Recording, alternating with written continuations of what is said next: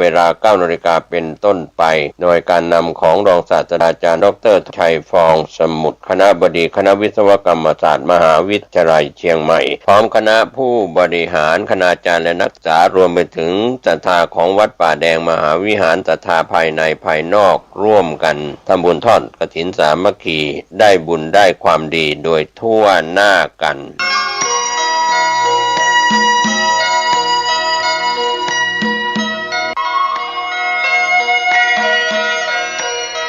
ข่าวสารเพื่อการประชาสัมพันธ์กำหนดการพิธีทำบุญทอดกฐินมหาวิทยาลัยเชียงใหม่ประจำปีพุทธศักราช 2568 ตรงกับวันเสาร์ที่ 25 ตุลาคมทอดถวายกับพระที่จำพรรษาท่วนไตรมาสณวัดฝายหินตำบลสุเทพอำเภอเมืองเชียงใหม่จังหวัดเชียงใหม่ 9 นาฬิกาณควงวัฒนธรรมมหาวิทยาลัยเชียงใหม่ตั้งขบวนแห่องค์กฐินและบริวารขบวนแห่องค์กฐินและบริวารจากทุกคณะสถาบันสำนักและส่วนงานต่างๆพร้อมกันชมการแสดงของชมรมพื้นบ้านล้านนาสโมสรนักศึกษามหาวิทยาลัยเชียงใหม่ 9 นาฬิกา 39 นาทีเดินทางถึงวัดฝายหินเคลื่อนขบวนแห่องค์กฐินและบริวารเข้าสู่วัดฝายหินอธิการบดีและผู้แทนผู้บริหารถวายผ้าห่มพระพุทธปฏิมาประธานในพิธีจุดธูปเทียนบูชาพระรัตนตรัยถวายตาลปัดใหม่แด่ประธานสงฆ์ไหว้พระสมาทานเบญจศีลสุมาครัวตาลและโอกาสเว้นตาลตามประเพณีร้านนาประธานพิธีกล่าวนำคำถวายผ้ากฐินแด่พระสงฆ์น้อมนำผ้าไตรกฐินและผ้าไตรคู่สวดวางบนผ่านแว่นฟ้าด้านหน้าพระสงฆ์อัปโรกกฐินประธานพิธีถวายผ้าไตรกฐินและรองประธานถวายผ้าไตรคู่สวดและบริวารกฐินโดยนายกสภามหาวิทยาลัยอุปนายกสภามหาวิทยาลัยกรรมการสภามหาวิทยาลัยนายกสมาคมนักศึกษาเก่ามหาวิทยาลัยเชียงใหม่อธิการบดีรองอธิการบดีผู้ช่วยอธิการบดีประธานกรรมการส่งเสริมมหาวิทยาลัยคณบดีผู้อำนวยการสถาบันสำนักศูนย์กองประธานสภาพนักงานประธานสภานักศึกษามหาวิทยาลัยนายกสโมสรนักศึกษาประธานคณะกรรมการกลางหอพักนักศึกษามหาวิทยาลัยเชียงใหม่ตามลำดับต่อจากนั้นถวายเครื่องบริวารกฐินและภัตตาหารพระสงฆ์อนุโมทนากรวดน้ำรับพรลาพระสงฆ์ประกาศผลรางวัลการประกวดขบวนกฐิน 10:30 นาทีเป็นเสร็จพิธี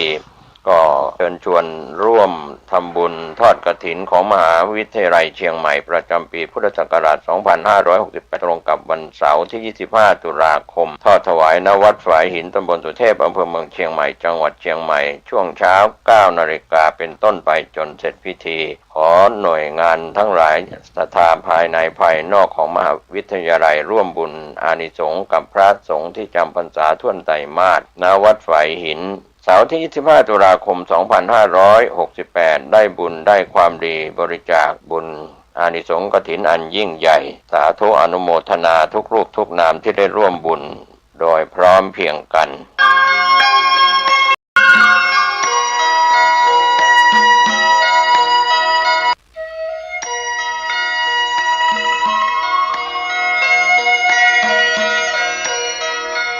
ข่าวสารเพื่อการประชาสัมพันธ์ขอเชิญชวน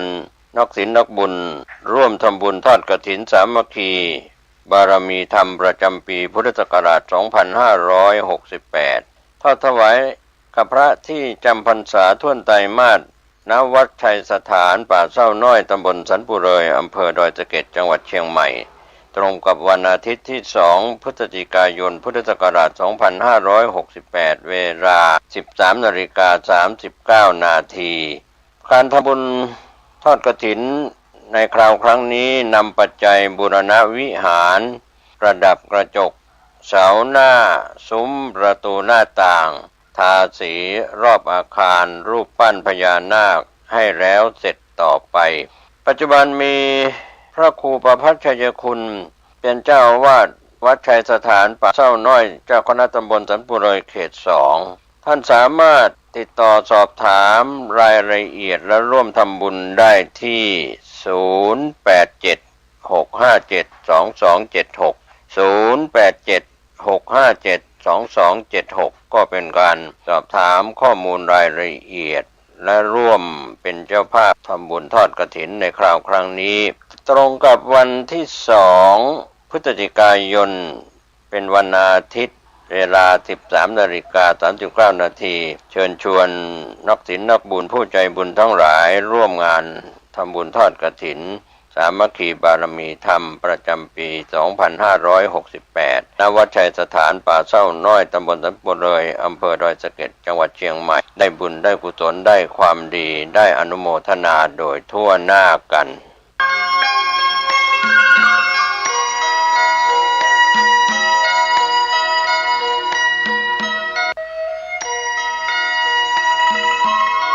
ข่าวสารเพื่อการประชาสัมพันธ์งานทำบุญทอดกฐินสามัคคีทอดถวายกับพระภิกษุที่จำพรรษาท่วนไตรมาสของวัดบ้านเราพระเจ้าตากเขียวตำบลบ้านเรือนอำเภอปะซางจังหวัดลำพูนมีพระครูภาวนาโสภิตไฝปัฒนาผู้ช่วยศาสตราจารย์ด็อกเตอร์เจ้าอาวาสวัดบ้านเราพระเจ้าตากเขียวเป็นประธานกรรมการฝ่ายสงฆ์มีที่ปรึกษาเป็นประธานที่ปรึกษาคุณแม่ประกอบสุริยจันทร์คุณชาวริศสุริยจันทร์คุณยายสุดท้ายครังชำนาญคุณตาคอนณลำปางเป็นประธานที่ปรึกษานอกจากนั้นก็มีประธานของการทำบุญทอดกฐินมีคุณชลินทิพย์จันทิวารีพร้อมครอบครัวท่านที่จะร่วมบุญผ่านบัญชีธนาคารออมสินหรือสแกนผ่าน QR Code ชื่อบัญชีวัดบ้านเราเลขที่บัญชี 020-471-980-522 ติดต่อร่วมทำบุญได้ที่ 0969525159 ท่านพระครูภาวนาโสภิตไฝปัฒนาผู้ช่วยศาสตราจารย์ด็อกเตอร์เจ้าวาดวัดบ้านเราพระเจ้าตากเขียวก็เป็นงานทำบุญทอดกฐินสามัคคีเพื่อสมทบทุนสร้างศาลาพรหมสิทธิ์วัดบ้านเราพระเจ้าตากเขียวอาทิตย์ที่ 19 ตุลาคมนี้ช่วง 9 นาฬิกาเป็นต้นไปเชิญท่านร่วมบุญร่วมอนุโมทนาในบุญทอดกฐินของวัดบ้านเราพระเจ้าตากเขียวได้บุญได้ความดีโดยทั่วหน้ากัน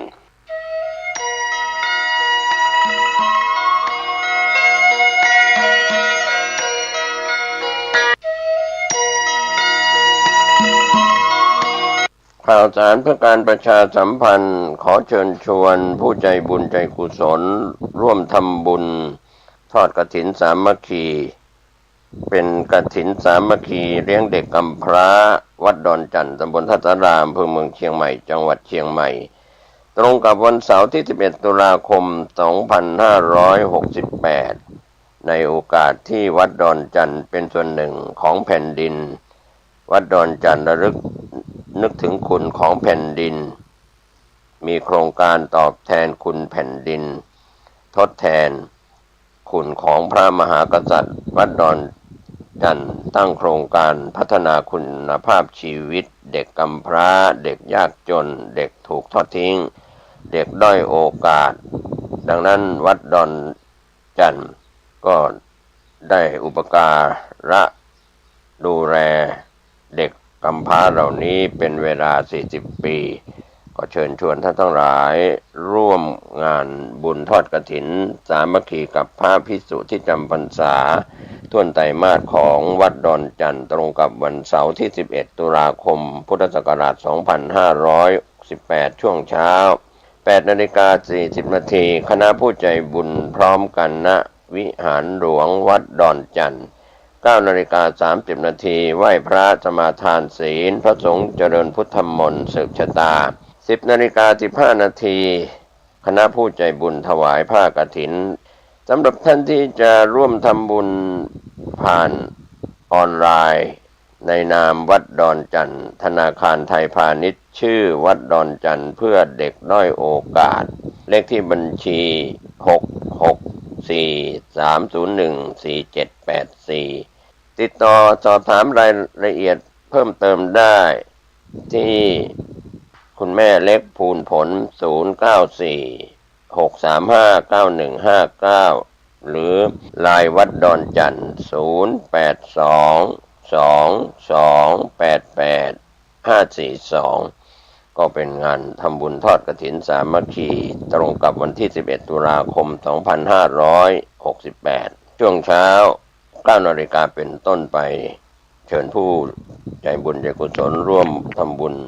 ทอดสามัคคีโดยพร้อมเพรียงกัน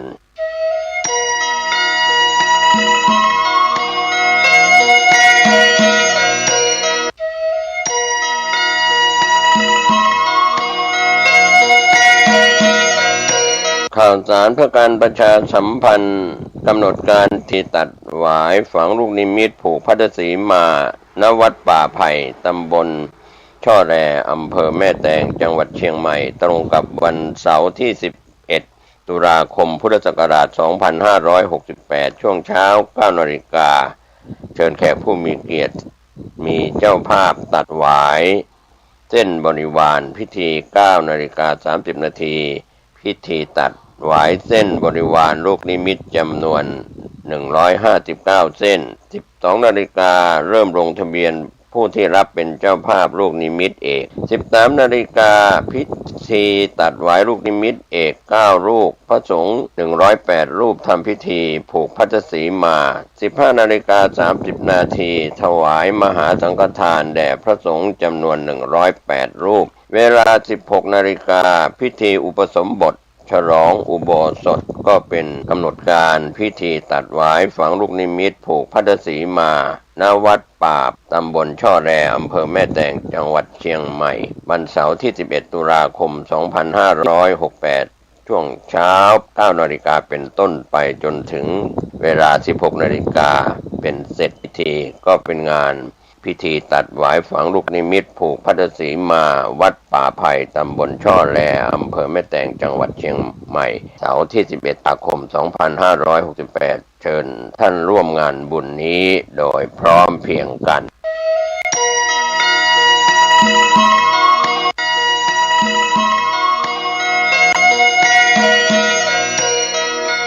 ข่าวสารเพื่อการประชาสัมพันธ์งานทำบุญทอดกฐินสามัคคีขอเรียนเชิญสาธุชนผู้มีจิตศรัทธาเริ่มใสในทางพระพุทธศาสนาและพระมหากษัตริย์ร่วมทอดกฐินสามัคคีสมทบทุนสร้างองค์สมเด็จพระนเรศวรทรงช้างสูง22 เมตรและร่วมสร้างกุฏิสงฆ์ปฏิบัติธรรมณวัดพระธาตุอู่แก้วจามเทวีตำบลฮอดอำเภอฮอดจังหวัดเชียงใหม่ตรงกับวันอาทิตย์ที่12 ตุลาคมพุทธศักราช2568มีพระอาจารย์สวัสดิ์ทิตาปัญโยที่จะได้จัดพิธีทำบุญทอดกฐินวันอาทิตย์ที่12 ตุลาคมพุทธศักราช2568ช่วงเช้า9 นาฬิกาถวายองค์กฐินสมโภชองค์กฐินให้พรเป็นเสร็จพิธีก็เป็นงานทำบุญทอดกฐินของพระธาตุอู่แก้วจามเทวีตำบลฮอดอำเภอฮอดจังหวัดเชียงใหม่อาทิตย์ที่12 ตุลาคม2568เชิญท่านร่วมงานบุญงานกุศลนี้โดยพร้อมเพรียงกัน